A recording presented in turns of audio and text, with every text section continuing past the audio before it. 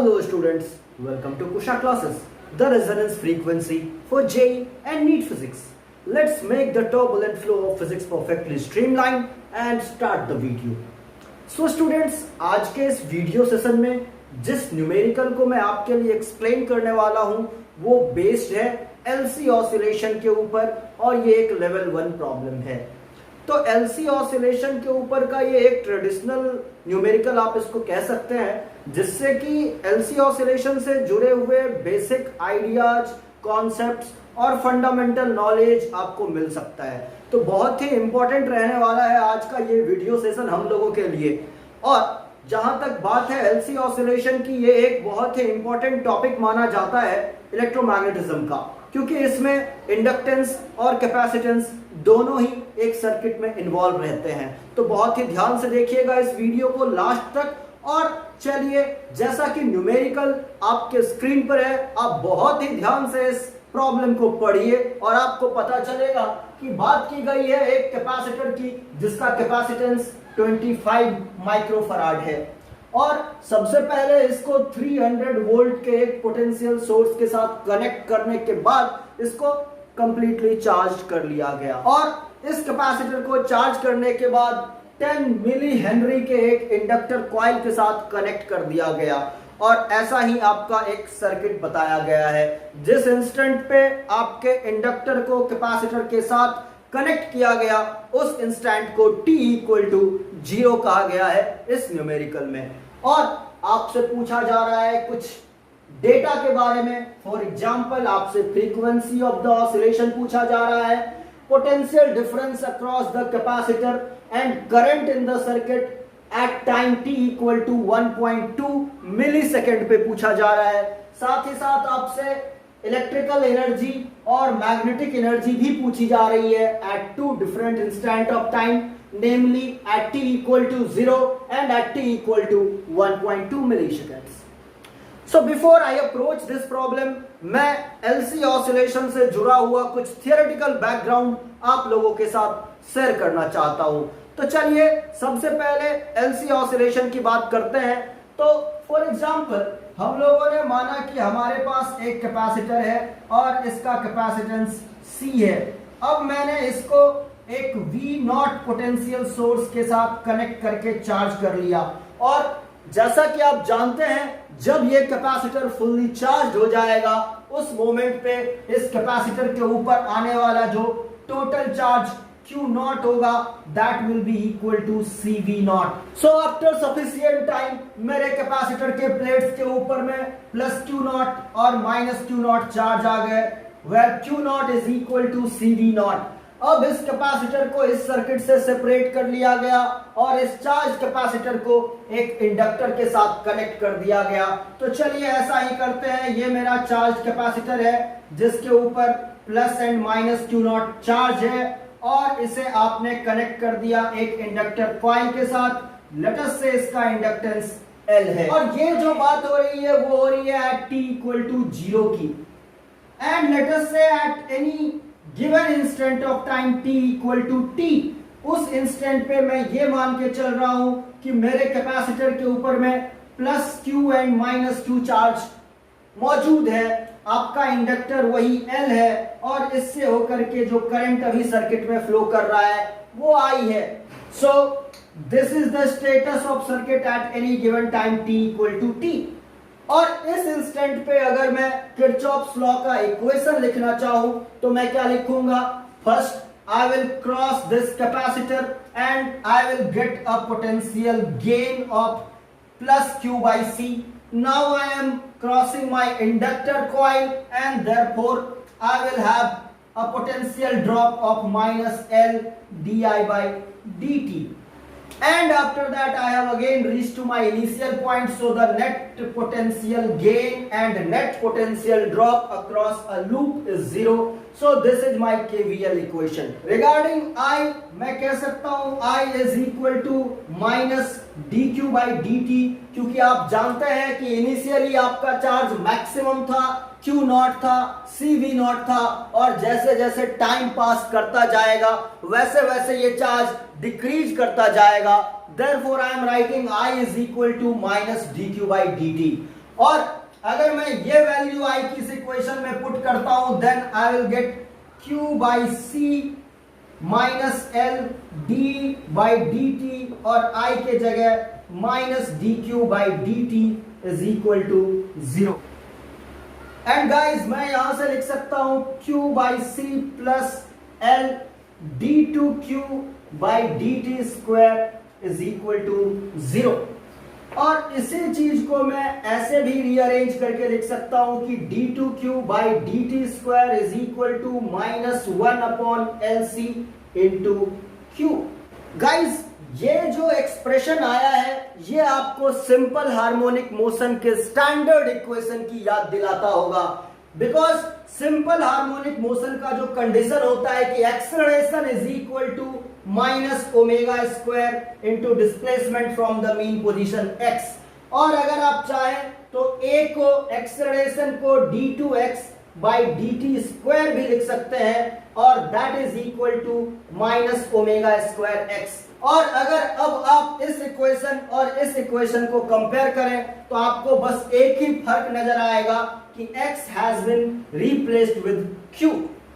Guys आप जानते हैं कि SHM के इस डिफरेंशियल इक्वेशन का जो स्टैंडर्ड सॉल्यूशन है वो होता है x is equal to a cos omega t plus 5। तो इसी तरीके से यहां पे जो डिफरेंशियल इक्वेशन आया है उसका सॉल्यूशन भी आप बता सकते हैं कि Q will be equal to the maximum value of Q, the amplitude of charge Q naught into cos omega t plus 5। और जहां तक बात रही ओमेगा की तो आप इस इक्वेशन और इस इक्वेशन को कंपेयर कीजिए, आपको पता चलेगा कि omega square is equal to 1 by L C. तो इस बात को भी मैं लिख लेता हूं कि omega square is equal to 1 over L C and therefore omega is equal to 1 upon root over L C. So students हमने अब तक एलसी ऑसिलेशन के थियोरेटिकल बैकग्राउंड को थोड़ा सा डिस्कस किया है और अब आपको पता चला होगा कि इसे एलसी ऑसिलेशन कहते क्यों हैं। क्योंकि यहाँ पे जो चार्ज है और जो करंट है वो टाइम के साथ ऑसिलेट करता है अपने मैक्सिमम टू मिनिमम वैल्यू के बीच में। सो स्टूडेंट्स अभी तक हमने देखा कि अगर एलसी ऑसिलेशन की बात की जाए तो हमारे चार्ज का जो इक्वेशन होता है वो बिल्कुल सिंपल हार्मोनिक मोशन के इक्वेशन से मैच करता है। और हमने अभी अभी डिराइव किया कि charge at any time t in the plates of the capacitor can be given as Q naught, which is the initial charge or the maximum charge, into cos of omega t plus 5, and where omega is nothing but 1 over root LC। अब सबसे पहले बात कर लेते हैं अपने given numerical के हिसाब से Q नॉट की। तो आप जानते हैं कि अपना जो Q नॉट है वो और कुछ नहीं CV नॉट है। ये इनिशियल इंस्टेंट पे कैपेसिटर के प्लेट्स के ऊपर आने वाला चार्ज है। तो हमारे पास C की वैल्यू भी है 25 माइक्रोफराड और V नॉट की भी वैल्यू है 300 वोल्ट। तो चलिए इसको लिखते हैं, it will become 25 into 300 microcoulomb. जहां तक बात रही फाई की तो फाई कैलकुलेट करने के लिए हम लोग इनिशियल सिचुएशन को देखेंगे और हम लोग बोलेंगे कि एट t इक्वल टू 0 जब आपने कैपेसिटर को इंडक्टर के साथ कनेक्ट किया था उस इंस्टेंट पे कैपेसिटर के पास मैक्सिमम चार्ज था, यानी कि उस इंस्टेंट पे आपका जो Q था वो Q नॉट था। और इसी वजह से मैं लिखूंगा कि Q not will be equal to Q not cos omega t वो 0 प्लस 5। तो यहां से देखिए Q नॉट और Q नॉट दोनों साइड में है, कैंसिल हो जाएगा and you will say 1 is equal to cos omega into 0 0, so cos 5 and therefore cos phi is 1 and you can say it should be 0, so I can say my initial phase was 0 and finally I can say Q is equal to Q naught cos omega t और ये मेरे किसी भी given instant पे charge की value हो जाएगी capacitor के प्लेट्स के ऊपर। अब जो हमसे नेक्स्ट चीज पूछा गया है वो पूछा गया है फ्रीक्वेंसी। तो चलिए पहले ओमेगा की वैल्यू कैलकुलेट कर लेते हैं। एंगुलर फ्रीक्वेंसी की value omega, it is 1/√LC, तो 1/√L। L की वैल्यू आपके पास है 10 millihenry, so you will say 10 × 10⁻³ और साथ ही आपके पास कैपेसिटेंस है 25 माइक्रोफराड, सो यू विल से 25 × 10⁻⁻6। तो अगर आप 10 के टोटल पावर को देखें तो यहां पे आपके पास -3 -6 -9 हो गया, यहां पे +1, सो 10 के पावर -8, और जब ये रूट से बाहर आएगा तो ये 10 के पावर -4 बन के बाहर आएगा। और आप लिख सकते हैं कि ओमेगा इज इक्वल टू 1/10 के पावर -4, और अब आपके पास रूट के अंदर सिर्फ 25 बचा हुआ है, जिसका स्क्वायर रूट आप 5 लिखेंगे। So my omega is 1/5 which is 0.2 into, और ये जो 10 के पावर -4 ऊपर गया तो +4 हो गया। It can be written as 2 × 10 के पावर 3 रेडियन पर सेकेंड। तो हमने ओमेगा की वैल्यू निकाल ली। आप जानते हैं हमारा जो फ्रीक्वेंसी होता है वो और कुछ नहीं, reciprocal of time period 1/t होता है, और जो आपका टाइम पीरियड होता है वो 2π/ओमेगा होता है, और आप यहां से कह सकते हैं इट इज इक्वल टू ω/2π। और ओमेगा की वैल्यू हम लोगों ने पहले ही कैलकुलेट कर लिया, इट इज 2 × 10 के पावर 3, और यहां पे आपके पास 2π है, so we can say it is 10⁻³ ये मेरी फ्रीक्वेंसी है in hertz. So students, so far we have calculated the value of frequency for the given LC oscillation. Now we are supposed to calculate the potential difference across the plates of the capacitor at a given moment 1.2 millisecond after we have made the connection of capacitor and inductor. तो चलिए इस value को calculate करने के लिए, potential difference across the capacitor plate calculate करने के लिए आपको charge on the capacitor plates calculate करना पड़ेगा at this moment of time. तो जैसा कि हम लोगों ने इक्वेशन बनाया हुआ है कि Q is equal to Q0 cos omega t, किसी भी इंस्टेंट ऑफ टाइम पे charge on the capacitor plates निकालने के लिए, तो इसे इक्वेशन को यूज करके मैं 1.2 मिलीसेकेंड इस इंस्टेंट ऑफ टाइम पे कैपेसिटर प्लेट्स के ऊपर का चार्ज कैलकुलेट करने जा रहा हूं। सो I will simply say Q0 is equal to CV0, C is 25 microfarad, so 25 × 10⁻⁻6 into 300 volt, so it is 300, so I have written Q0.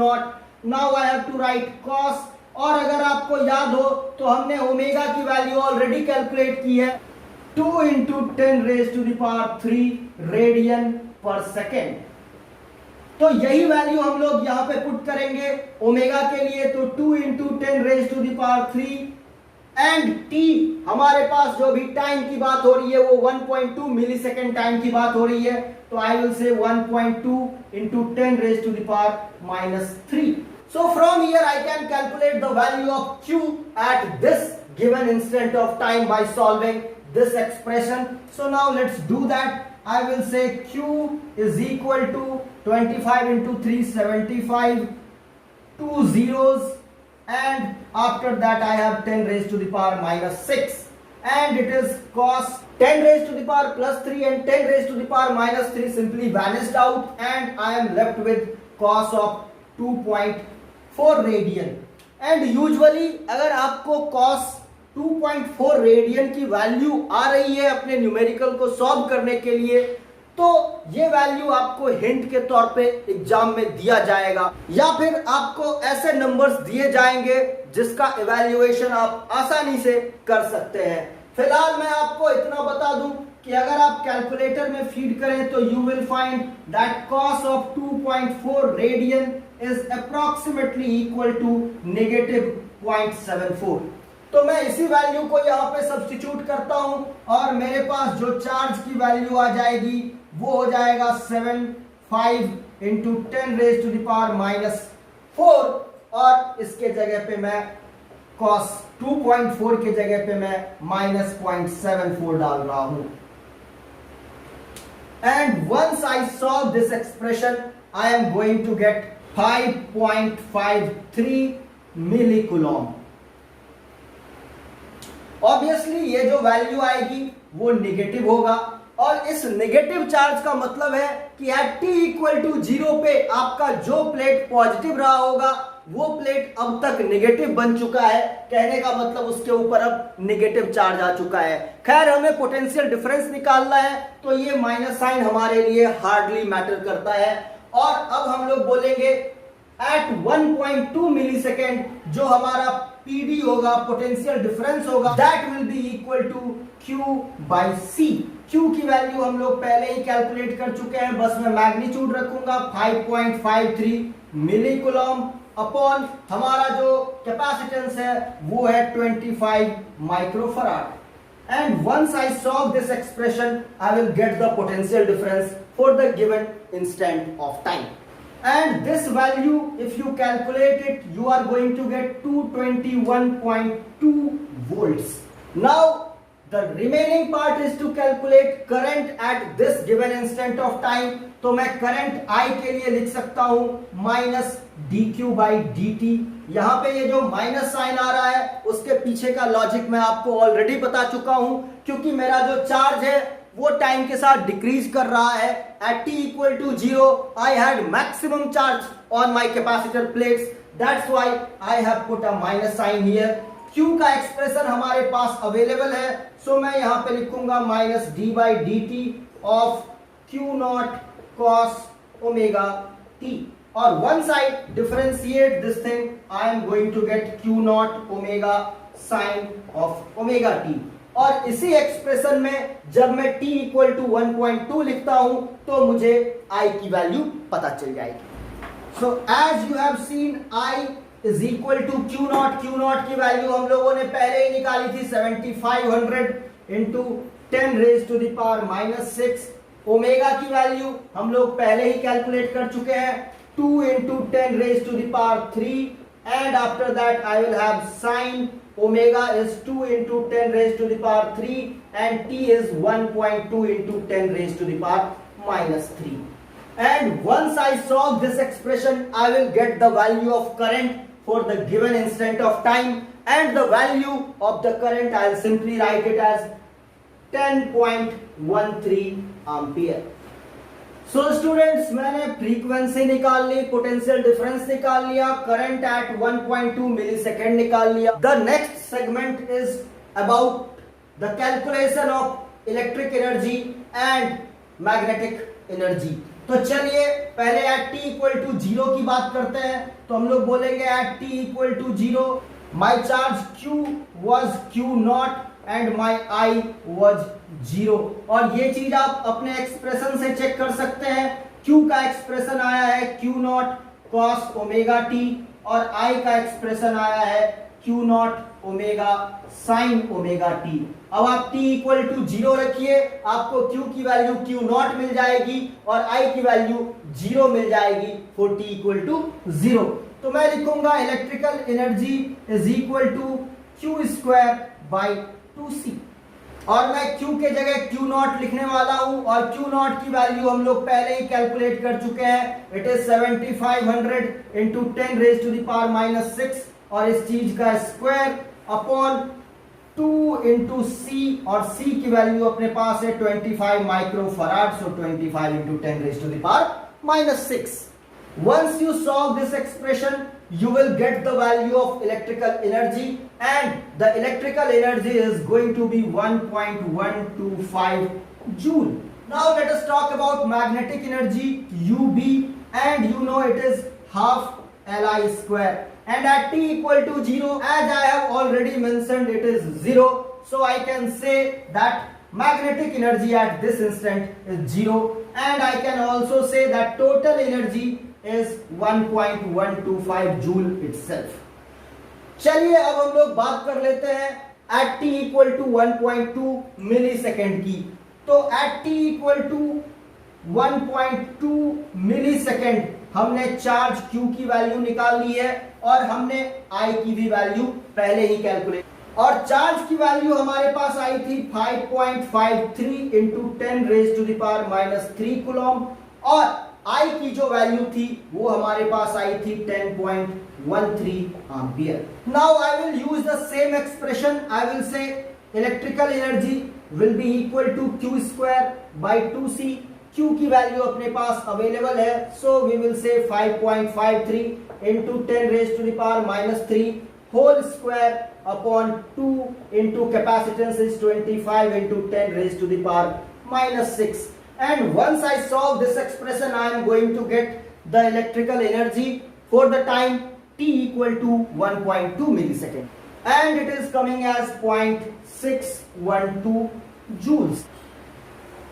Now for the calculation of magnetic energy, I will say UB is equal to half Li square, and half Li square is nothing but half into L. The value of L is 10 millihenry, so 10 into 10⁻³ and I is 10.13 ampere whole square. And once I solve it, I can get the value of magnetic energy for the time t equal to 1.2 millisecond, and the value is coming as 0.513 joule. Again, if you add these two values, you will get the total energy same as 1.125 joule itself. So the energy remains conserved. इस numerical से आपको LC oscillation के जितने भी aspects होते हैं वो सभी समझने का मौका मिला होगा. आपने LC ऑसिलेशन के कॉन्सेप्ट से जुड़े हुए बहुत सारी बातें सीखी होंगी, और ये वीडियो आपके लिए बहुत ही बेनिफिशियल रहा होगा. सो उम्मीद करता हूं कि ये वीडियो आपको पसंद आया होगा और आपने बहुत कुछ सीखा होगा. और अगर आप चाहते हैं कि आपके कॉन्सेप्ट बिल्डिंग में हेल्प करने वाले ऐसे ही न्यूमेरिकल्स के एक्सप्लेनेटरी वीडियोस लेकर मैं आपके सामने आता रहूं, then do subscribe my channel, like this video, share it, and if you have any doubts, do ask me in the comment section. Thanks for watching the video. See you next time. Till then, goodbye. Take care.